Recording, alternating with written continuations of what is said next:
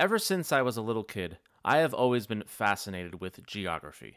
I had massive books filled with maps, puzzles where each state was its own piece, and knew all the capitals at a very young age.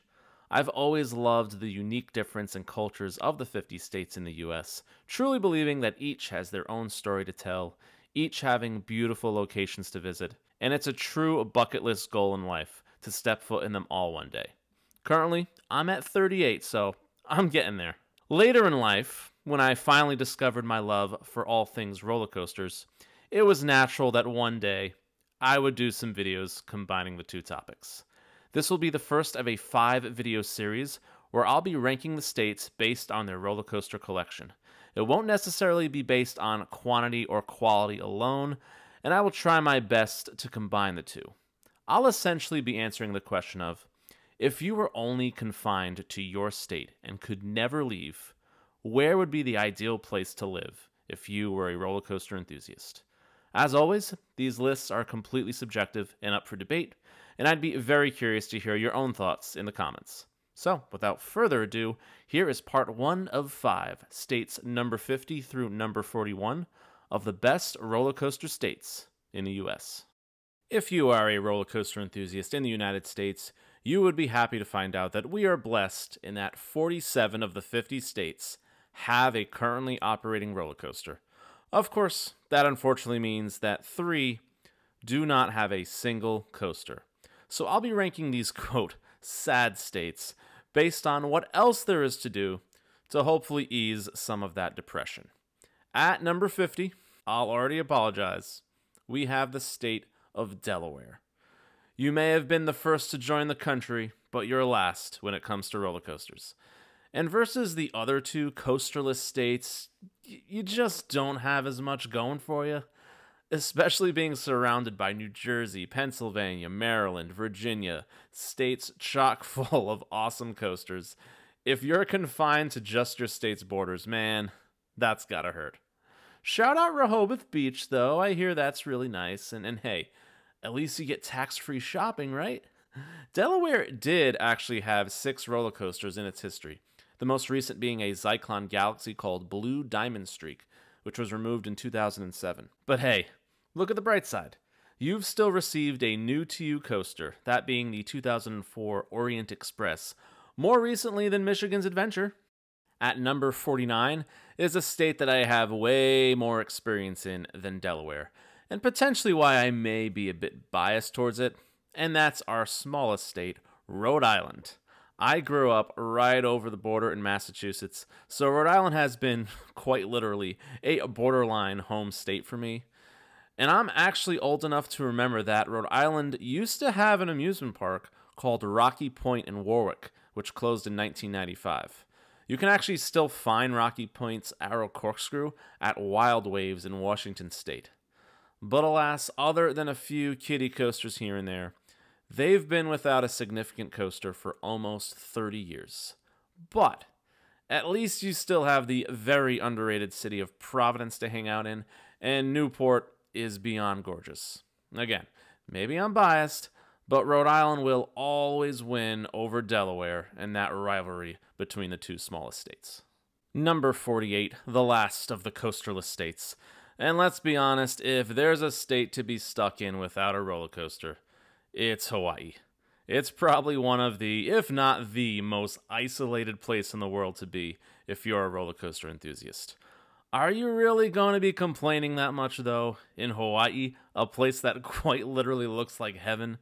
Probably not. And there are, of course, plenty of activities in this gorgeous state to feed your adrenaline soul. I always kind of laughed at how Hawaiian roller coaster ride kind of indirectly says, we don't need an actual coaster. We have the ocean for our own version. Fun fact, though, Hawaii actually did have a coaster called Big Dipper way back in the 1920s and 30s, but nothing since then. As much as it would be annoying to have to fly thousands of miles for any type of coaster, you're still in one of the most beautiful places on Earth. We finally head to a state with an actual roller coaster, guys, yay! But speaking of isolation, number 47 is the sparsely populated state of North Dakota. They got one measly coaster, and it's a kiddie ride called Runaway Train in Bismarck. Shout out to the In the Loop YouTube channel, who run a highly competitive fantasy football league, because in 2019, their punishment for the last place person, they had to fly to North Dakota just to ride this one coaster. Absolutely incredible, but in the end, hey, they got one hell of a rare cred, both in the ride and the state itself. But yeah, I feel for you, North Dakota. At least you got, I don't know, Teddy Roosevelt National Park. That looks kind of awesome. Not so much coaster-wise, though. Let's go to the number 46 spot, and we are upping that cred count, baby, from one coaster all the way to 2 coasters. Woohoo, let's go! That's what the state of Nebraska has, but unfortunately, like North Dakota, they're both of the kiddie variety. One in Omaha called Go Gator, the other just outside of Omaha in an awesome named town called Wahoo, called Safari. I've actually heard really good things about the city of Omaha itself, and you get the College World Series every June. Not a place to go for roller coasters, though, especially if you live in the sticks, which, let's be fair, is most of the state. Let's go down to the south, the deep south, for number 45, that being the state of Louisiana. If we were counting standing but not operating coasters, Louisiana would actually have 9. Of course, the one park that is very sadly known for being one of those defunct parks, Six Flags New Orleans, which closed, of course, in 2005 after the devastating effects of Hurricane Katrina. The good news for another SB&O park, Dixielandin in Baton Rouge, is that after closing in 2020, it will be reopening later this month. Not sure what that will mean for their coasters. They actually do have a Vekoma Boomerang, but it will potentially mean that they could bump up some spots on this list in the future. But as of now, they only have 2, and like Nebraska, they're just kiddie coasters. Here's hoping one day New Orleans, which does seem like an incredible city, can once again get that significant amusement park, which they absolutely deserve. Number 44, we're surprisingly going down in cred count from 2 to 1, but for a good reason, as it's one of those states where even as an enthusiast, what they don't have in amusement parks, they have in scenery. Of course, I'm talking about the stunning state of Alaska. Alaska actually didn't have any permanent coasters ever until very recently, when the Alaska State Fair just outside of Anchorage added Aftershock, a Zyklon Galaxy in 2021. They also have a few portable coasters at this fair, meaning technically you can get a few more credits if you want. I put Alaska over some of the 2 cred states because 1, it's Alaska. There are so many incredible places to see there. But also because there is that really cool incentive to say, hey, I have a roller coaster credit in Alaska.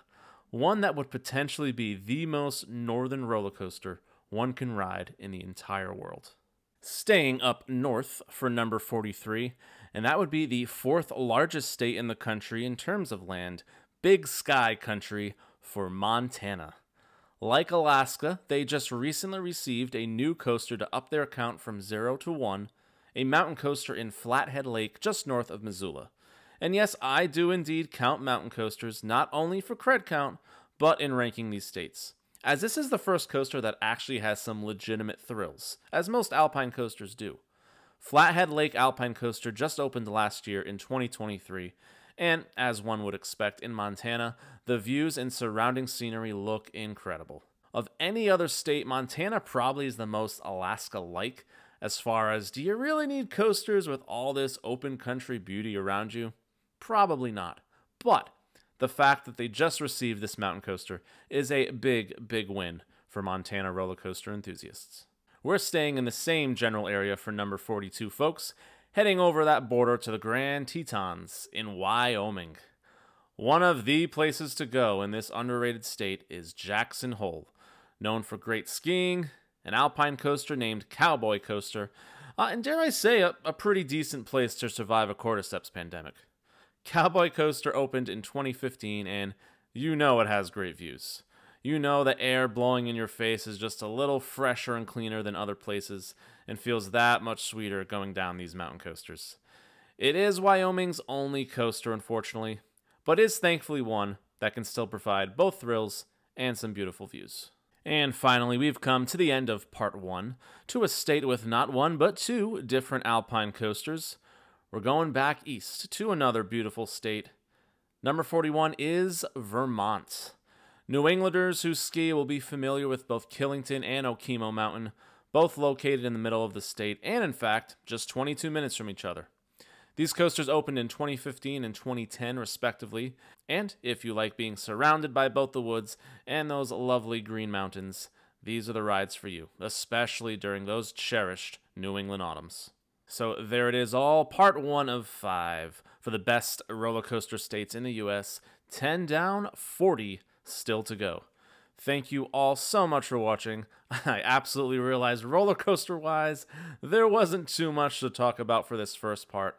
But hey, that only means it's only going to go up from here, both in coaster count and in thrills. Where will your home state end up being placed? You will certainly find out in the weeks to come. I love you all so much, and I'll see you next time.